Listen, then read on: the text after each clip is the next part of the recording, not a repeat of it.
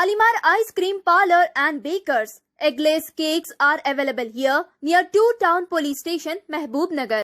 Success Grammar High School, Nursery to 10th class, Mini Tank Bund Road, Ramaiya Bauli, Mehboob-Nagar. Shri Chaitanya Degree and PG College. Admissions are open. Timanna Complex, Raichur Road, Mehboob-Nagar. Narendra Modi की सरकार ने CAA का कानून बनाया जो खुद religion के नाम पे डिस्क्रिमिनेशन करता है, और फिर उसके बाद हम देख रहे हैं कि जहां जहां बीजेपी की सरकारें हैं वहां पर किस तरीके से झूठे इल्जामात में घर को तोड़ दिया जाता है, मॉब लिंचिंग हो जाती है, गाय के नाम पर लोगों को मार दिया जाता है। तो ये तो खुली चीज है कि दुनिया से छुपी हुई नहीं है। आप यूनिफॉर्म सिविल कोड के बारे में केंद्रीय कानून मंत्रालय ने कंसल्टेशन शुरू कर दी है। मुस्लिम पर्सनल लॉ बोर्ड ने बोला है कि हम अपना पक्ष रखेंगे। इस पूरे मुद्दे पे आप सांसद हैं, आप इस मुद्दे को कैसे देखते हैं और इस मुद्दे को आप कैसे लेके आगे परस्यू करेंगे? पिछले लॉ कमीशन ने जब इसी तरह से ओपिनियन मांगा था तो हमारी पार्टी ने अपनी तरफ से उनको लिख कर दिया था, पूरा एक ओपिनियन दिया था हमने, और उसमें हमने कहा था कि इस देश को यूनिफॉर्म सिविल कोड की जरूरत नहीं है, वो पूरा वहां पर है। उसके बाद उस लॉ कमीशन ने भी कह दिया कि अब यूनिफॉर्म सिविल कोड की देश को जरूरत नहीं है। अब नया लॉ कमीशन ने फिर से एक एक्सरसाइज शुरू की है जो हम समझते हैं गैर जरूरी है, और उन्होंने अपनी राय देने के लिए कहा है। हमारी पार्टी जरूर अपने ओपिनियन देगी उनको बनाकर, और जब देगी आपसे इंशाल्लाह आप तमाम मीडिया के जिम्मेदारों से हम शेयर करेंगे। यूनिफॉर्म सिविल कोड की बात कर रहे हैं, देश के प्रधानमंत्री अमेरिका में कहते हैं कि डिस्क्रिमिनेशन नहीं होता है, तो फिर मणिपुर में 300 चर्चेस को जला दिया गया। बताइए वो क्या है? डिस्क्रिमिनेशन नहीं तो क्या है? मणिपुर में एक डीजीपी जो क्रिश्चियन कम्युनिटी के थे, ट्राइबल थे, उनको आप हटा दिए, वो डिस्क्रिमिनेशन नहीं है तो क्या है? बताइए आप। खुला डिस्क्रिमिनेशन है ये, और ऊपर से आप यूनिफॉर्म सिविल कोड की आप बात करते हैं। नहीं इसलिए कि वो जब इंडिया को आए थे तो प्रधानमंत्री ने उनका वेलकम किया था ना। प्रधानमंत्री ने वो मशहूर सूट पहनकर उनको अपने हाथों से चाय पिलाई। प्रधानमंत्री ने बड़ी तारीफ की उनकी। कई हमने जॉइंट स्टेटमेंट या एग्रीमेंट्स हमने साइन किए। अब जब एक यूएस का एक्स प्रेसिडेंट भारत के ताल्लुक से ये कह रहा है तो फिर उस पर तो सरकार को सोचना चाहिए। और फिर प्रधानमंत्री जब डिस्क्रिमिनेशन नहीं होता की बात कर रहे हैं, फिर मणिपुर में क्या हो रहा है? 300 चर्चेस को जला दिया गया। जो ट्राइबल लोग क्रिश्चियन कम्युनिटी के हैं वो कम से कम 25-30 हजार डिस्प्लेस हो चुके हैं। अभी तक मणिपुर जल रहा है। अब तो राइट नाउ, ये तो हम अब की बात कर रहे हैं आपको मणिपुर की, तो वो डिस्क्रिमिनेशन की बेहतरीन मिसाल है मणिपुर। प्रधानमंत्री जो है सेलेक्टिव मीडिया के लोगों से बात करते इलेक्शन के दौरान में, सेलेक्टिव मीडिया के एंकर्स को बुला के बात करते और उनसे होता कि आपको आम पसंद है, आप अपने जेब में वॉलेट रखते क्या, आप थकते क्यों नहीं। तो ये तो सेलेक्टिव बात करते हैं ना। ये बात सही है, प्रधानमंत्री को भी चाहिए कि पूरे मीडिया को बुलाकर बात कर लें और वो उनसे सवालात करेंगे। उनसे वॉल स्ट्रीट जर्नल के एक जर्नलिस्ट ने बड़ी बेबाकी के साथ उनसे सवाल किया भारत के ताल्लुक से, तो प्रधानमंत्री ने तो जवाब दिया है। वो तो वो सबका साथ, सबका विकास, सबका विश्वास कह रहे हैं। उसमें जिसको उम्मीद होगी प्रधानमंत्री से उम्मीद रखें, मगर उनका जो 9 साल का ट्रैक रिकॉर्ड किया, उन्होंने तो मुसलमानों को पॉलिटिकली इनविजिबल कर दिया। उन्होंने कंप्लीटली है ही नहीं कोई, ना उनकी पार्टी टिकट देती, ना उनकी पार्टी एम्पावरमेंट करती। और फिर खुद प्रधानमंत्री की सरकार ने इस साल मिनिस्ट्री ऑफ माइनॉरिटीज का 40% बजट कम कर दिया। ये डिस्क्रिमिनेशन नहीं है तो क्या है? बताइए। प्री मैट्रिक स्कॉलरशिप को आपने रेस्ट्रिक्ट कर दिया, डिस्क्रिमिनेशन नहीं है, तो बताइए क्या है। मौलाना आजाद फेलोशिप को आपने बंद कर दिया, अब माइनॉरिटीज जिसमें मुसलमान भी हैं वो अब फेलोशिप पीएचडी नहीं कर पाएंगे, ये डिस्क्रिमिनेशन नहीं है तो क्या है बताइए आप। CAA का कानून बनाया आपने, रिलीजन के नाम पर डिस्क्रिमिनेशन नहीं है तो क्या है बताइए आप। जुनैद और नसीर की हत्या की गई, राजस्थान से किडनैप करके हरियाणा में, बताइए फिर एक डिस्क्रिमिनेशन नहीं तो क्या है बताइए आप। मणिपुर पे ऑल पार्टी मीटिंग बुलाई गई है सर, कल होना है वो मीटिंग। गृह मंत्रालय या यूनियन गवर्नमेंट की तरफ से ये जो इनिशिएटिव है इसको कैसे देखते हैं? नहीं देखिए, ये मीटिंग जो है यानी पिछले 1 महीने से मणिपुर जल रहा है। आज आप ऑल पार्टी मीटिंग बुलाते, 1 महीने से आप उस वायलेंस को रोक ही नहीं पा रहे। आप इसलिए नहीं रोक पा रहे क्योंकि आपकी सरकार की वजह से वो वायलेंस शुरू हुआ, बीजेपी की सरकार की।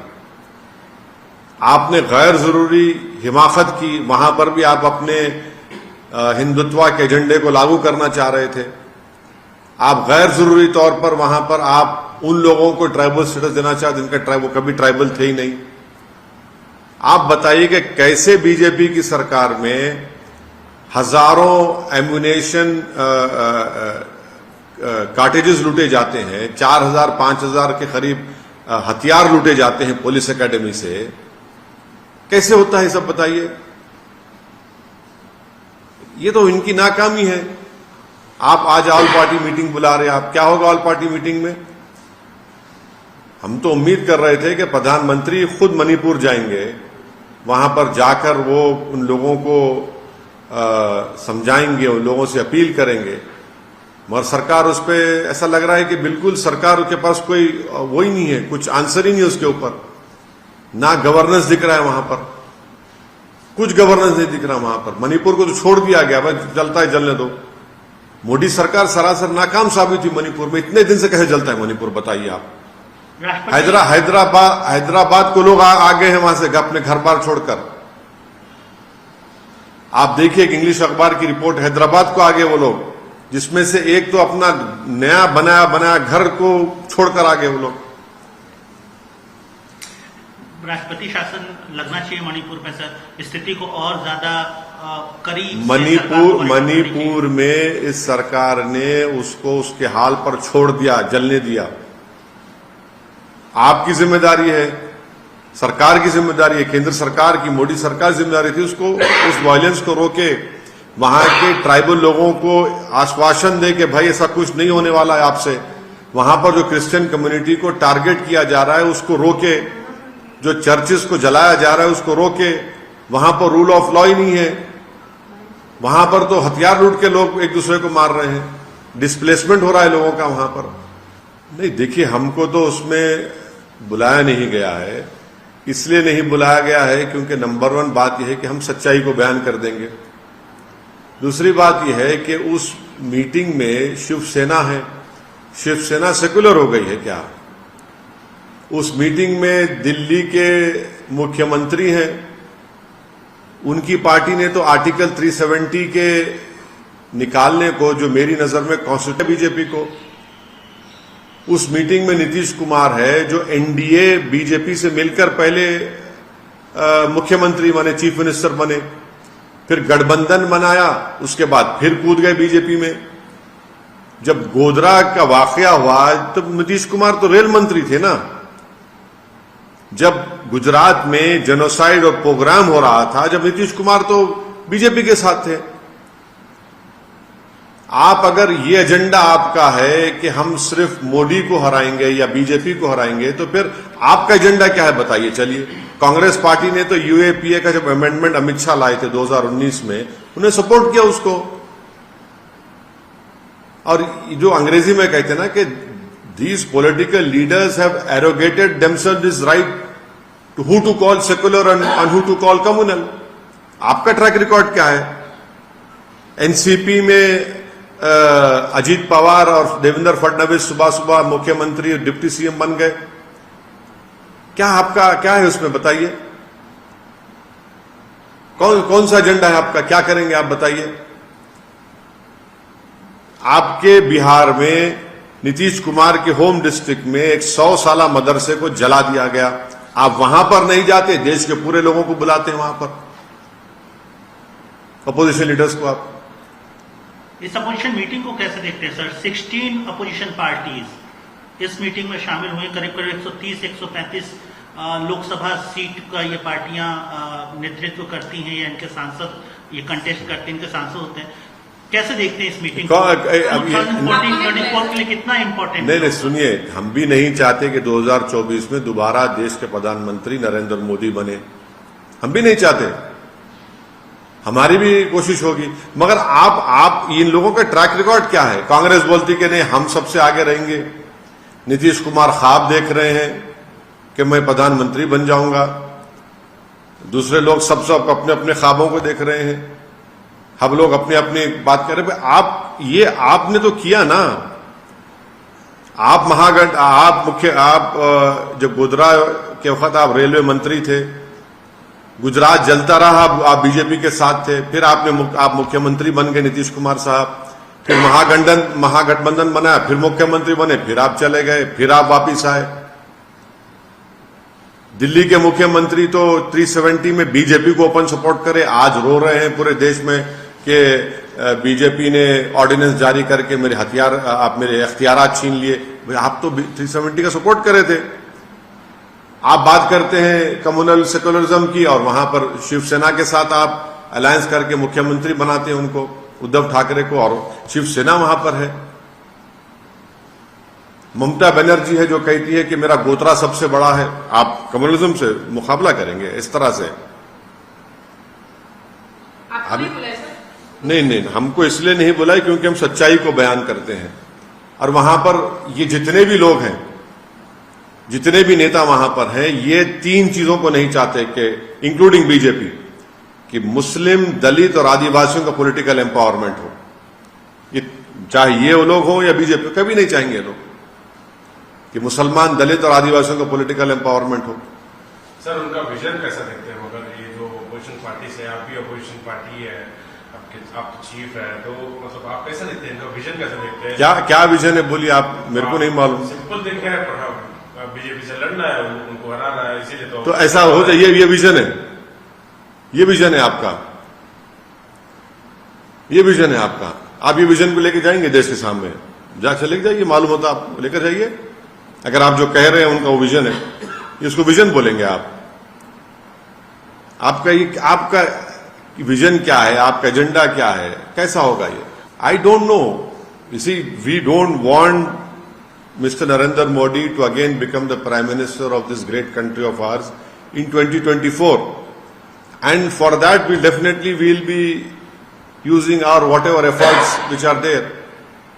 But this particular meeting which is being held today in Patna, what is the track record of all these political leaders who have assembled over there?